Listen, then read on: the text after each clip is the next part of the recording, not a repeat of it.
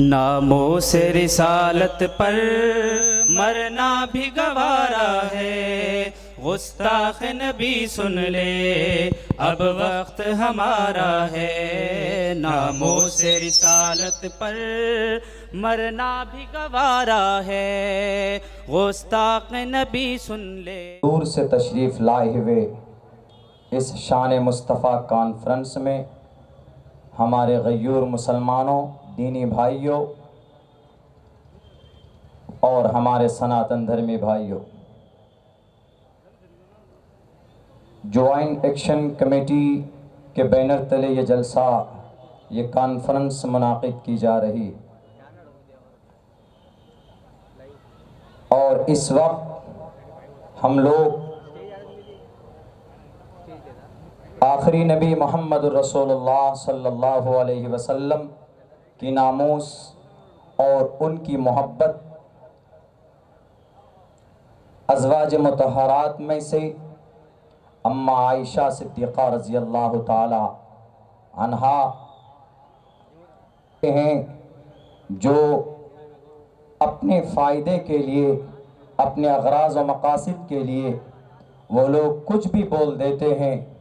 वो ये नहीं समझते, वो इस बात का ख्याल नहीं रखते कि हम जिस मुल्क में रहते हैं यहाँ पर अलग अलग धर्म के लोग, मज़हब के लोग बसते हैं और हर कोई, हर किसी का एक आस्था, एक अक़ीदा है। और यहाँ पर दूसरी बड़ी तादाद, एक मिल्लत, एक कौम मुसलमानों की है। पूरी दुनिया के अंदर तकरीबन 2 अरब मुसलमान मोहम्मद रसूलुल्लाह सल्लल्लाहु अलैहि वसल्लम को अपना आखिरी नबी मानते मेरे भाई। लेकिन मोहम्मद रसूलुल्लाह सल्लल्लाहु अलैहि वसल्लम को अल्लाह तबारक व तआला ने पूरी दुनिया के इंसानों के लिए रहमतुल लिल आलमीन बनाकर भेजा था। हम में से बहुत से लोगों को मालूम नहीं, अल्लाह तबारक व तआला ने अपने आप के लिए मुख्तस किया कि मैं इस कायनात का रब हूँ, मैं दोनों जहान का रब हूँ। लेकिन वही पैटर्न और वही सेम तर्ज पे अल्लाह के नबी अलैहिस्सलाम के लिए अल्लाह तबारक व तआला ने साफ लफ्ज़ों में ऐलान किया कि मोहम्मद, मैं रब्बुल आलमीन हूँ लेकिन आप रहमतुल लिल आलमीन। लेकिन कुछ लोग जहालत और अपने नकली खुदाओं को खुश करने के लिए या ओहदा पाने के लिए या फिर इस देश की अमन और शांति को भंग करने के लिए जो मन में आता है बोल पड़ते। नहीं होना चाहिए, इसकी इजाज़त दुनिया के किसी भी धार्मिक ग्रंथ में भी नहीं है। और जिस मुल्क में हम रहते हैं, इस मुल्क के संविधान में तो बिल्कुल भी उसकी इजाज़त नहीं। आप किसी को बुरा भला नहीं कह सकते। आप इस देश के नागरिक हैं, आप इस देश के संविधान को मानिए और उसके साथ साथ आपको ईश्वर को मानना है, भगवान को मानना है, एक अल्लाह को मानना है, एक लॉर्ड को मानना है। तो आप मानिए, देश का संविधान साफ लफ्ज़ों में आपको परमिशन देता। यकीन ना हो तो सबसे खूबसूरत संविधान हमारे भारत का वो उठाकर देख लिया जाए। साफ साफ लफ्ज़ों में आर्टिकल नंबर 25 में कहा गया, freedom of conscience and free profession practice and propagation of the religion. हर आदमी को अपने अपने मजहब पर अकीदा रखने और उसके मुताबिक अमल करने की आज़ादी। फिर कौन है ये लोग, उन्हें पहचानने की ज़रूरत, जो किसी की मंदिर और मस्जिद से एतराज़ करते हैं, जो किसी की नमाज और पूजा से एतराज़ होता है उनको। अगर उनको एतराज़ है तो भारत के संविधान को देखे, पढ़े कि इस गंगा जमनी तहजीब में हमारे भारत के संविधान ने जब सबको परमिशन दी है अपने अपने मज़हब के मुताबिक अमल करने का, इबादत करने का, तो तुम्हारे पेट में क्यों दर्द होता। इसीलिए मैं भारत सरकार से ये गुजारिश करता हूँ, अगर अब्दुल्ला सालिम बोलता है किसी मज़हब के ख़िलाफ़ तो अब्दुल्ला सालिम की जुबान पर ताला लगा दीजिए। अगर कोई संजय नाम का आदमी बोलता है तो उसके हाथ में हथकड़ी डालकर उसको जेल के सलाखों के पीछे भेजिए। उनका संरक्षक मत बनिए आप, उनको कैफरे किरदार तक पहुंचाइए, जेल के सलाखों के पीछे डालिए, इसलिए कि भारत के संविधान का उन्होंने अपमान किया। क्या जरूरत थी बोलने की?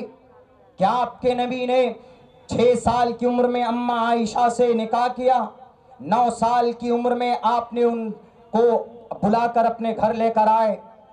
हम लोग समझ सकते कि वाकईतन ये बहुत बड़ा जुर्म है शायद, क्योंकि 9 साल की उम्र में बच्ची की उम्र ही क्या होगी। अरे जाहिल आदमी, तुम्हें समझ में नहीं आया? जाओ अरब कंट्री में, वहां का वेदर, वहां का मौसम गर्म है, वहां 9 साल से 10 साल की बच्ची बालिग हो जाती है, उनका मासिक धर्म चालू हो जाता है। अकॉर्डिंग टू द इस्लामिक शरिया, इस्लाम की शरीयत की नजर में जब बच्ची बालिगा हो जाए तो उसका निकाह किया जा सकता है, उसका विवाह किया जा सकता। इसलिए जिनको एतराज है अम्मा आयशा के निकाह पर, वो उठाकर देखे तारीख की किताबों को, सीरत की किताबों को उठाकर देखे, द 100 बुक को उठाकर देखे, वहां पर अम्मा आयशा की हकीकत को बयान किया और उनकी पाक पवित्र जीवनी को बयान किया। दुश्मनी मत निकालो, भड़ास मत निकालो। 6 साल की उम्र में निकाह हुआ और 9 साल कुछ महीने की उम्र में अम्मा आयशा की रुखसती हुई। 9 साल की उम्र में वो बालिगा हो चुकी थी। वहां का आबो हवा बहुत ज्यादा गर्म है, जिसकी वजह से ऐसा लगता है 9-10 साल की उम्र का बच्चा कि ये बच्चा जवान हो चुका। इसीलिए कोई ऑब्जेक्शन नहीं होना चाहिए। वो कहती, एक साहिबा और एक साहिब कहते, देखो मुसलमानों के कुरान में लिखा है, इसीलिए हमने बोला। कौन से पारे में लिखा है कि 9 साल और 6 साल की उम्र में आप अलैहिस्सलातु वस्सलाम ने उनसे निकाह किया? कुरान में नहीं, अहादीस मुबारका में। पढ़ो समझो तब बोलना। और बेटियों का सम्मान करना जानो। देश के एक एक नागरिक से मैं कहूंगा, सिर्फ अपने खुदाओं को खुश करने के लिए आप किसी मुस्लिम बेटी पर या किसी हिंदू बेटी पर टिप्पणी करते हैं। बेटी बेटी होती है, हिंदू की हो कि मुसलमान की हो। जितना एहतराम इस्लाम में औरत का है, उतना एहतराम आपके धर्म के अंदर हमारे हिंदू भाइयों दिया गया। यत्र नार यस्तु पूजन्ते रमन्ते तत्र देवताः, कहा गया प्रश्नोत्तरी के अंदर की इस धरती के ऊपर बेटी का सम्मान करो। और सुनो, तत्र तास्तु न पूजन्ते न रमन्ते न तत्र देवता। अगर बेटी का सम्मान नहीं करोगे तो ईश्वर उस घर के अंदर वास नहीं करते। इस पूरे देश के अंदर हिंदू की बेटी हो कि मुसलमान की बेटी हो, वो बेटी अगर वो पढ़ती है यूनिवर्सिटी के अंदर बुर्का लगाकर तो उनकी चॉइस है, परमिशन देता है उनको हमारे भारत का संविधान, भारत की संस्कृति उनको इजाजत देता है। आप अभी सिर्फ लड़े हुए कि क्या होना चाहिए इस देश में, कौन क्या खाएगा क्या पिएगा। अरे इस देश को आगे बढ़ाने के लिए मेहनत करो, कोशिशें करो। क्यों लड़ते हो खामखा मंदिर मस्जिद में? कभी अजान के मुद्दे को लेकर लड़ते हैं, कभी मंदिर का मसला सामने ले आते हैं, कभी मस्जिद का ले आते हैं, कभी पर्दे का ले आते हैं, कभी अजान का, कभी हनुमान चालीसा का। हमने एक जगह पर कहा था साफ लफ्जों में कि हनुमान चालीसा, अजान ये कोई झगड़े का विषय ही नहीं। हमारे हिंदू भाई पढ़ना चाहते हैं तो पढ़िए, मैं खुद पढ़ता हूँ। पढ़कर कई जगह हमने सुनाया हमारे हिंदू भाइयों, हनुमान चालीसा पढ़कर आप संकट को दूर करना चाहते हैं तो पढ़िए। लेकिन संकट दूर करने के लिए पढ़ा जाता है। जब आदमी प्रॉब्लम में फंसता है तो उस वक्त हनुमान चालीसा पढ़ते हैं according to the Hindu concept, हमारे हिंदू भाइयों के अकीदे के मुताबिक पढ़िए। लेकिन मुसलमान अगर अजान पढ़ता है तो इसमें किसी के पेट में दर्द नहीं होना चाहिए। अजान मीन्स टू अनाउंस, सिर्फ अजान देना कि आओ नमाज के लिए, अल्लाह की इबादत के लिए। दुनिया के तमाम विद्वानों से पूछना चाहता हूं, भारत के तमाम जितने बड़े बड़े हमारे स्कॉलर प्रोफेसर, बैठिए, अजान के अल्लाह से लेकर ला इलाहा इल्लल्लाह तक एक एक लफ्ज का आप कार्बन डेटिंग कीजिए, रिसर्च कीजिए। अगर किसी लफ्ज में कोई तशद्दुद हो तो अजान के कलिमात बदल दिए जाएंगे, लेकिन मुझे यकीन, क्योंकि अल्लाह के तरफ से ये कलिमात हैं, चढ़ते हुए सूरज की तरह यकीन है कि अजान के कलिमात के अंदर कोई भी तशद्दुद या कोई भी भड़काऊ बात नहीं, बल्कि अल्लाह की इबादत के लिए कुरान करीम अहादीस मुबारका में उसकी इशात की गई। मेरे भाइयों, मेरे साथियों, वक्त की किल्लत है और बड़े बड़े यहाँ पर हमारे मुझसे भी बड़े ज्ञानी और धार्मिक और उलमाए किराम का एक मजमा, उनको भी सुनना। मैं तो अपनी जो मुतय्यना वक्त है उसमें मैं अपनी बात पूरी करना चाहता हूँ, लेकिन बड़े अदब के साथ कहना चाहूँगा कि जिनको आपने मोहतरमा ये कहा है कि मोहम्मद ने 6 साल की उम्र में एक बच्ची के साथ विवाह किया, 6 साल की उम्र में निकाह हुआ, 9 साल कुछ महीने की उम्र में रुखसती हुई। याद रखिएगा, अरब कंट्री का वेदर गर्म है और गर्म माहौल के अंदर बच्चियां जो होती है उनका जो मासिक धर्म होता है, माहवारी जिसे बोलते हैं, वो बालिग होने के बाद चालू हो जाती है। अल्लाह के नबी नहीं लाए थे, बल्कि अम्मा आयशा की माँ ने कहा कि अल्लाह के नबी से कहो कि आयशा को लेकर जाएं। तब अल्लाह के नबी लेकर आए। और सुनो, अगर 11 शादी की मोहम्मद ने सल्लल्लाहु अलैहि वसल्लम ने, तो याद रखना एक बीवी है सिर्फ कुंवारी अम्मा आयशा, बाकी 25 साल की चढ़ती हुई जवानी पर आपने 40 साल की बूढ़ी औरत से निकाह किया है। कोई है माए का लाल जो अपनी जवानी को एक बूढ़ी औरत के 40 साल की बूढ़ी औरत के हवाले कर दे? अगर ऐसा किसी ने किया है तो मोहम्मद रसूलुल्लाह सल्लल्लाहु अलैहि वसल्लम ने किया है। दुनिया याद रखो, तुम्हें याद रखनी पड़ेगी, नबी के निकाह में बैक वक्त 9 बीवियां थी, तो आपने बेवा औरतों से शादियां की थी ताकि उनका कोई सरपरस्त बन जाए और उनका कोई सहारा बन जाए, अय्याशी के लिए नहीं। अगर औरत की ख्वाहिश होती तो उतबा आया था अल्लाह के नबी के पास और कहा था कि मोहम्मद तुम्हें औरत चाहिए, तो अरब की तमाम औरतें तुम्हारे कदमों पे लाकर रखने के लिए तैयार हो, लेकिन तुम दीन की तबलीग बंद करो। मोहम्मद ने जवाब दिया था कि उतबा, औरत क्या चीज है?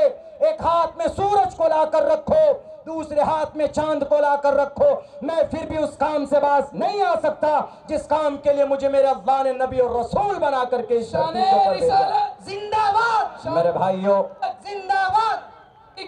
मेरे पास 15 मिनट नापाक है। असल भाई मजबूरी मेरी, क्योंकि 2 घंटा 2.5 घंटे का समय मिलता है, लेकिन आज अल्हम्दुलिल्लाह जो भी वक्त मिला है शान मुस्तफ़ा के प्लेटफॉर्म पर मैं गनीमत समझ रहा हूँ। और कुछ देर में आपके बीच, हम लोग अल्लाह के नबी से मोहब्बत करते हैं, इट्स अवर ग्रेट रिस्पॉन्सिबिलिटी, क्योंकि हमारा आस्था मोहम्मद रसूलुल्लाह पर है। और अल्लाह के नबी वो हैं जो सिर्फ मुसलमानों के नबी नहीं। हमारे हिंदू भाइयों, वो मैडम जी बोली, उनको कहिएगा नराशंस महाप्रिय मसीयज्ञ, संस्कृत वर्ड है नराशंस महाप्रिय मसीयज्ञ। मोहम्मद वो होंगे पूरी दुनिया में उनकी तारीफ करने वाले होंगे और उनके नाम को जपेंगे। वेद व्यास जी जिन्होंने वेदात को जमा किया, ऋग्वेद यजुर्वेद को, मैं इसलिए बोल रहा हूँ चूँकि टिप्पणी करने वाले हमारे कुछ भाई ऐसे हैं जिनको शायद समझ में नहीं है, मैं उनको समझाना चाहता हूँ। वो देखिए क्या बयान करते हैं वेद व्यास जी, जहाँ ना पक्ष बातें कुछ राखो, वैद पुराण संत मत भाको, तबलक जो सुंदरम चाहे कोई, बिना मोहम्मद पार न कोई। मोहम्मद के बगैर नैया पार नहीं हो सकता है। वेद व्यास जी लिखते हैं अपनी किताब के अंदर, भशुंड काक में लिखते। और अल्लाह के नबी आखिरी नबी है, कुरान में है साफ लफ्जों में, वेदात में भी, बाइबल में है, फारकुलीद बुद्धा की किताब में, अदल्लबूक मैककम अदल्लबूक निखादकम। कुरान में तो यूं कहा कि मोहम्मद वमा अर्सलनाका इल्ला रहमतल लिल आलमीन, we have sent you not but as a mercy for all creatures. पूरी दुनिया के मानवता और पूरी दुनिया की तमाम मखलूक़ात के लिए ये अल्लाह के नबी आपको रहमतुल लिल आलमीन बनाकर भेजा जा रहा। ये दुनिया अगर टिकी हुई है तो मोहम्मद के सदक़े में याद रखना, मोहम्मद पर ईमान रखने वाले जब तक कलिमा पढ़ने वाला इस धरती के ऊपर होगा तो ऊपर वाला इस संसार को चलाता रहेगा। जिस दिन मोहम्मद से रिश्ता टूटा, ईमान से रिश्ता टूटा, इस दुनिया को अल्लाह तबारक व तआला डिस्ट्रॉय कर देगा, फना कर देगा। दुनिया का वजूद मोहम्मदुर रसूलुल्लाह की वजह से। और जिस माँ के ऊपर आपने इल्जाम लगाया, सुनो, अब्दुल्ला, एक मुनाफिक अब्दुल्ला बिन उबय आया था, नबी के जमाने में था एक मुनाफिक, तोहमत लगाता है। होता क्या है? तोहमत लगाने से कुछ नहीं होता, जैसे आज आप कुछ भाई लगा रहे हैं। अल्लाह तबारक व तआला ने 1 महीने के बाद आसमान से अम्मा आयशा की पवित्रता को बयान करने के लिए फरिश्तों को भेजा। अम्मा आयशा बोलती है, मैं सोच रही थी कि मेरी बरात का ऐलान करेगा अल्लाह तबारक व तआला, नबी को ख्वाब में बताएगा, लेकिन मैंने कभी नहीं सोचा था कि अल्लाह ने कुरान करीम में मेरी बरात का और मेरे ऊपर तुहमत लगे हुए तुहमत का जो सफाई पेश करेंगे वो क़यामत तक तिलावत की जाती रहेगी। मैंने कभी नहीं सोचा था। अल्लाह के नबी के ऊपर वही नाजिल होती है। अल्लाह के नबी फरमाते हैं कि आयशा मुबारक हो, तुम पाक हो, पवित्र हो। जब अल्लाह के नबी की जुबानी अल्लाह तबारक व तआला 1450 साल पहले पवित्रता को बयान कर सकता, मैडम तुम्हारी क्या हैसियत कि अम्मा आयशा का मुकाबला करो? उनके पैर की धूल के बराबर इस दुनिया का कोई भी माय नहीं है। अम्मा आयशा नहीं होती तो तयम्मुम के ऊपर आयतें नाजिल नहीं होती। जरा आप अपनी जुबान को लगाम देते। और फिर भारत के संविधान के एतबार से ये जायज़ भी नहीं, परमिशन भी नहीं, prohibition of discrimination on grounds of religion, caste, sex, और देखिए और place of birth, article number 15 यही है ना। संविधान को पढ़िए, मैं एक मौलाना हूं, आप लोग ज्यादा जान सकते हैं, लेकिन यही लिखा ना, prohibition of discrimination on grounds of religion, कि धार्मिक नाम पर भेदभाव मत फैलाओ। हम अगर मुसलमान हैं तो क्या इस देश से प्यार नहीं करते? अगर देश से प्यार नहीं करते तो 1755 में सबसे पहले अंग्रेज को घूंसा मारने वाला कौन? एक कलिमा पढ़ने वाला था। अगर इस देश से मोहब्बत नहीं होती तो 1799 में श्रीरंगापट्टनम मैसूर का एक सुल्तान टीपू सुल्तान अंग्रेज से मुकाबला करते हुए इस जमीन में शहीद नहीं होता। अगर इस देश से मोहब्बत नहीं होती, अगर इस देश से मोहब्बत नहीं होती,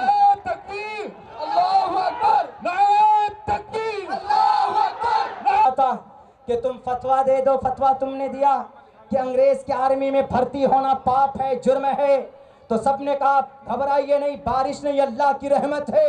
अल्लाह के नबी ताइफ में पत्थरों की बारिश में थे, तो क्या हम बारिश में नहीं रह सकते?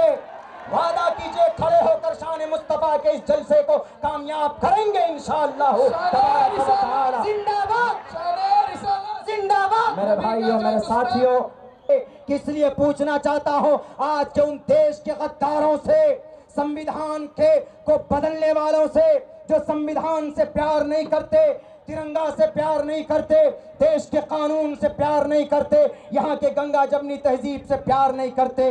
मेरे भाइयों, मैं उनसे पूछना चाहता हूँ, बताओ अगर मुसलमान अल्लाह को मानता है, अल्लाह के नबी को मानता है, तो बताइए क्या उसको देश से मोहब्बत नहीं? हमारे लिए देश उतना ही मोहतरम है जितना हमारा धर्म मोहतरम है। बल्कि ये कहो, जैसे मेरे लिए दोनों आंख जरूरी है, वैसे ही हमारे लिए देश और धर्म दोनों जरूरी है। हम एक आंख से मुकम्मल नहीं देख सकते तो हम एक चीज लेकर आगे नहीं बढ़ सकते। याद रखो, अगर आज भी आपको जरूरत पड़े, देश के बड़े कायद से कहना चाहता हूँ, देश के प्राइम मिनिस्टर साहब से अदबन दरखास्त करना चाहता हूँ, अगर आपको शक हो कि इस देश का मोहब्बत सिर्फ कुरान से मोहब्बत करता है तो रंगीन कर दिया था, लेकिन देश को बचाने के लिए फांसी के फंदे पर तलवारों के धार के नीचे आ गए थे। आज भी जरूरत पड़ेगी तो इंशाअल्लाह आप ऐलान कीजिए कि भारत के मुसलमानों, तुम्हारी जरूरत है। सबसे पहले बॉर्डर पर, सरहद पर कोई नजर आएगा तो देश का मुसलमान नजर आएगा। जान भी कुर्बान है, नामूस रिसालत पर जान भी कुर्बान है। जिन्होंने भी गुस्ताखी की, कानूनी एतबार से जो भी उनके ऊपर कार्रवाई होनी चाहिए वो करें। आप देश के जनदेशा आप सिर्फ जुबान पे हैं, आपके दिल में नहीं है। हम सूरह फातिहा पढ़ते हैं, आप गायत्री मंत्र पढ़िए, सम्मान करेंगे। पढ़ने के लिए याद नहीं होगा तो मैं अब्दुल्ला सालिम आपके वैद को जानता हूं, आपको बताऊंगा। लेकिन तकबीर, नारे तकबीर, नारे रिसालत, नारे तकबीर, अल्लाहू अकबर। मेरे भाइयों, इस प्रोग्राम को कामयाब करना, भीग कर सुनना पड़े तो इंशाअल्लाह सुनेंगे। मुस्तफ़ा शान मुस्तफ़ा कॉन्फ्रेंस को कामयाब करेंगे। मेरा वक्त पूरा हो चुका है। एक तारीख़ी बात रखना चाहता हूँ 2 मिनट के अंदर, जो बहुत ज़रूरी समझता हूँ। मैं जल्दी बोल रहा हूँ, समझ में नहीं आ रहा है कि मैं क्या बोलूँ। बहुत सारे मौजू और टॉपिक मेरे थे जहन में, लेकिन चूँकि मुझसे बड़े ज्ञानी लोग यहाँ पर मौजूद, इनके सामने गोया सूरज के सामने चिराग रोशन करना हुआ। एक तारीख़ी बात बताना चाहता हूँ। एक बादशाह के खिलाफ प्रोपेगेंडा चलाया गया। कौन? औरंगज़ेब के खिलाफ। औरंगज़ेब वो बादशाह था, जब वो मरा, जब उनका इंतकाल हुआ तो उनके पास सिर्फ 12 आने 14 रुपए 12 आने पैसे थे। एक बड़ा बादशाह, इस देश को अखंड बनाने वाला एक बड़ा बादशाह, 14 रुपए 12 आने, जब मरता है तो अपनी बीवी से कहता है कि मोहतरमा मैं जा रहा हूँ, मेरे पास 14 रुपए 12 आने पैसे हैं, उन पैसों से मेरे कफन को खरीदना। मेरे भाइयों, मेरे साथियों, ताज्जुब होगा आपको, 42 साल तक इस देश को समेट कर अपने बच्चे की तरह परवरिश करने वाला औरंगजेब जब मरता है, कितना पैसा? 14 रुपए 12 आना। मैं कोई इस्लामिक इतिहास की किताब से नहीं बता रहा, यूट्यूब में भी सुना होगा आपने। डॉक्टर पीएन पांडे 1977 के मेंबर ऑफ पार्लियामेंट थे। वो डॉक्टर पीएन पांडे 1977 में पार्लियामेंट में पेश करते हैं रिपोर्ट। किनकी किताब है? किताब का नाम पर और पत्थर। पर और पत्थर किताब का राइटर कौन? डॉक्टर बट्टा सीतारमन।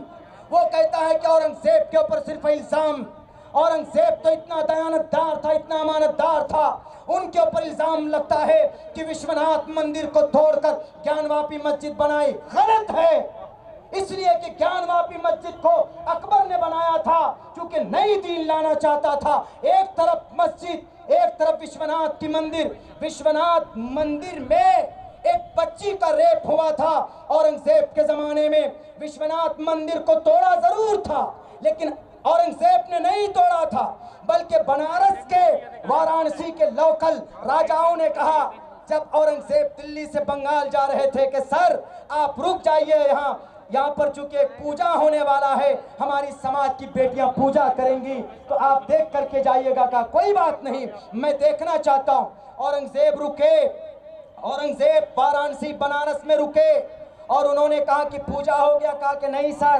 गंगा स्नान हो गया है माताओं का, अब सिर्फ पूजा विश्वनाथ मूर्ति के नीचे, विश्वनाथ मूर्ति के सामने उनका पूजा बाकी है। कहा ठीक है, पूजा कराओ, बेटियों को शाम को घर भेज देना। सारी बेटियां घर चली गई, एक बच्ची घर नहीं गई, समाज की एक बेटी घर नहीं गई। जब औरंगजेब को पता चलता, औरंगजेब नमाज पढ़ने वाले थे, उनको खबर लगी कि बेटी गायब है।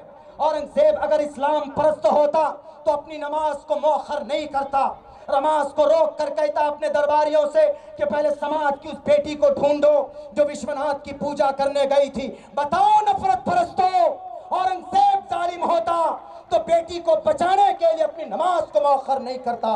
औरंगजेब अपने दरबारियों को भेजकर बेटी को ढूंढता, बेटी ढूंढ कर थक जाते हैं। विश्वनाथ मंदिर के नीचे एक सुरंग, उस सुरंग के नीचे जाकर देखते हैं तो एक बेटी वहां पर नंगी पड़ी हुई, एक बेटी वहां पर बरहना हालत में।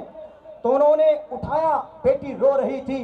बेटी से कहा गया, ये मैं नहीं, डॉक्टर पीएन पांडे, अगर अब्दुल्ला सालिम झूठ बोलता है तो कल मेरे ऊपर FIR करा दीजिए, मैं किताब लाऊंगा। पर और पत्थर, डॉक्टर बट्टा Sitaraman, he was principal, Patna के कुतुब खाने लाइब्रेरी के प्रिंसिपल थे। उनकी किताब है पर और पत्थर, आज भी आपको मिल सकती है बड़ी लाइब्रेरी में। वो कहता है कि औरंगजेब के सामने जब बेटी आई तो लोकल जितने भी राजा थे उन्होंने कहा कि औरंगजेब साहब हमारी बेटी की इज्जत लूटी गई, क्या होना चाहिए? कहा तुम लोग बताओ क्या होना चाहिए? सबने कहा कि रेपिस्ट को सजाए मौत दीजिए। रेपिस्ट को सजाए मौत दी गई। जो भी थे वो पुजारी थे या आम आदमी था, जो रेप करने वाला था उसको सजाए मौत सुनाई गई। औरंगजेब ने नहीं दी, बल्कि लोकल वहां के राजाओं ने दी है उनको फांसी। आज तो फांसी आज तो रेप करने वाले को बचाया जाता है इस देश के अंदर, क्योंकि बेटी का सम्मान नहीं करना जानते। ये शाम विद्या न तपो न धर्मा। अगर आपके अंदर धर्म के बारे में और कर्म के बारे में जानकारी नहीं है तो इस धरती के ऊपर आप जानवर हो। न मनुष्य रूपे ने मरका चरंती, जिसके अंदर रहमो करम बेटी के तय अगर हमदर्दी ना हो, इस देश में इस जमीन के ऊपर वो जानवर के मानिंद है। जिसके दिल में धर्म और कर्म ना हो उसके बारे में कहा गया। तो औरंगजेब ने कहा ठीक है फांसी दे दो, लेकिन सबने ये कहा कि सर जहाँ बच्ची का रेप हुआ है वो जगह तो नापाक हो गई, उसको हम लोग डेमोलिश करते। कहा कि नहीं, मंदिर को तोड़ सकते हो लेकिन जो मूर्ति है विश्वनाथ की, उस मूर्ति को उठाओ, दूसरी जगह मैं बनाता हूं। औरंगजेब उस मूर्ति को उठाकर दूसरी जगह पर अभी जो विश्वनाथ मंदिर है वो औरंगजेब की तामीर की हुई है। नफरत परस्तों, औरंगजेब की तामीर देवी की मंदिर, कामाख्या देवी की मंदिर आसाम की किसने बनाई? औरंगजेब ने बनाई। मुंगेर की सीता कुंड में जो 70 बीघा जमीन है, किन की दान की हुई? औरंगजेब की दान की हुई। उज्जैन के महाकालेश्वर मंदिर को किसने निर्माण दिया? इसी ने, औरंगजेब ने। और आपके खुद यहाँ पर मैसूर के अंदर जब गए थे मराठा सेना, वहां पर मंदिर को तोड़ कर आए थे तो टीपू सुल्तान खड़े होकर उस मस्जिद का निर्माण किया था। खुदा के वास्ते ये नफरत बंद करो, गलत हिस्ट्री बयान करना बंद करो। जो सच है रहने दो किताबों में और इस देश के अंदर जियो और जीने दो। मैं कहना चाहूंगा हम अपने प्राइम मिनिस्टर साहब से, होम मिनिस्टर साहब, आप सन 2050 क्यों सर, आप सन 2023 तक, आप सन 2000 नहीं, सन 23,050 तक रहिए। अल्लाह आपको उम्र दे, आप रहें।